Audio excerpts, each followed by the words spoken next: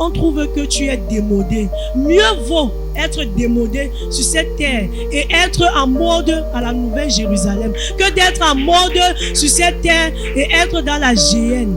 Parce que l'enfer existe. L'enfer existe. Bien-aimés, offrons nos corps. Le conseil que je peux donner à quelqu'un ce matin et que je le fais tous les matins, j'ai décidé de le faire.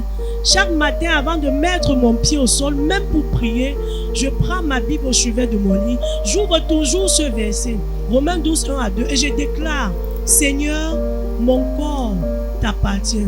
Déclare avec la date, le jour. Je t'offre mon corps comme un sacrifice vivant, saint. Alléluia. Je nous salue ce matin dans la merveilleuse présence de notre Seigneur Jésus. Amen. Bien-aimés, ce matin, l'Éternel nous exhorte à lui offrir nos corps comme un sacrifice qui lui soit agréable. Alors nous allons lire le livre de Romains 12, son verset 1 jusqu'à son verset 2. Je le lis au nom de Jésus. Je vous exhorte donc, frères, par les compassions de Dieu, à offrir vos corps comme un sacrifice vivant, saint, agréable à Dieu, ce qui sera de votre part un culte raisonnable. Bien-aimés, de nos jours, nous n'offrons plus nos corps comme un culte raisonnable à Dieu, mais nous raisonnons Dieu. Nous sommes devenus des chrétiens tellement raisonnables. C'est-à-dire, nous refusons d'écouter la voix de l'Éternel. Et l'Éternel dit à son verset 2, « Ne vous conformez pas au siècle présent, mais soyez transformés par le renouvellement de l'intelligence, afin que vous discerniez quelle est la volonté de Dieu, ce qui est bon, agréable et parfait. » On comprend que pour avoir un discernement venant de Dieu, il faudrait d'abord que nous offrons nos corps comme un sacrifice vivant et saint à Dieu. Il est inadmissible qu'aujourd'hui, la parole de l'Éternel s'adresse aux enfants de Dieu. Jésus-Christ nous dit, « Votre corps m'appartient. » Nous disons à Dieu, c'est notre corps, on fait de ça ce qu'on veut. Si je veux, je mets les tatouages. Si je veux, je mets mes mèches de couleur verte, violette, orange. Si je veux, je m'habille comme je veux. Et après, lorsqu'on te dit que la parole de Dieu te demande de ne pas te conformer au siècle présent, tu dis, vous me jugez. Ne me jugez pas, laissez Dieu me juger. Ouvrons nos Bibles dans le livre de Jean 7, verset 7.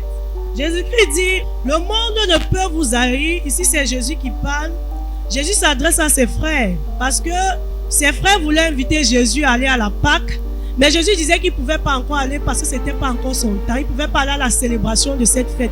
Il dit parce que mon heure n'est pas encore arrivée. Et puis, Jésus dit que le monde ne peut vous haïr. Moi, il me hait parce que je rends de lui le témoignage que ses œuvres sont mauvaises. Aussi vrai que tu décides de servir Dieu. Bien-aimé, les gens vont se lever pour te combattre, mais ce matin, je te dis, sois fortifié en Jésus.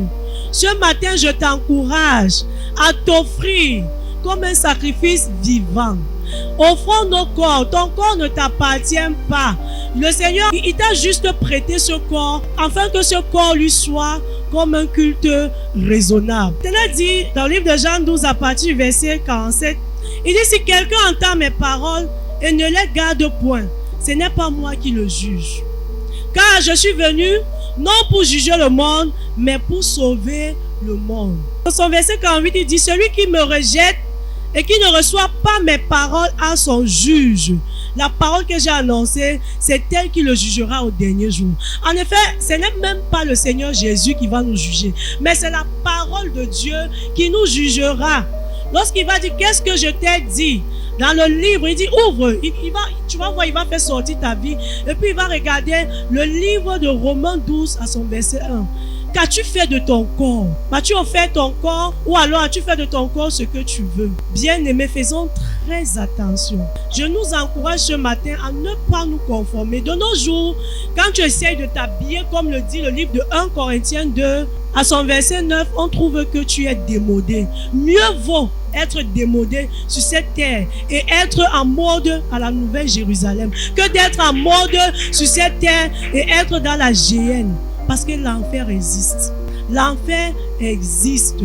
Bien-aimés, offrons nos corps.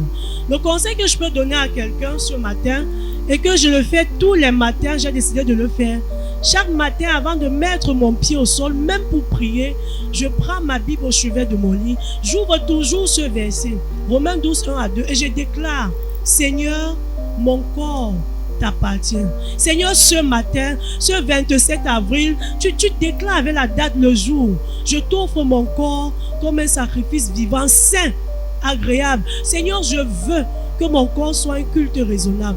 Bien aimé, parce que Jésus-Christ disait à ses disciples, si ce n'est Dieu qui attire, parce que c'est Dieu qui attire. C'est Dieu qui attire vers Jésus, et Jésus se charge de garder les brebis que le Seigneur lui a données.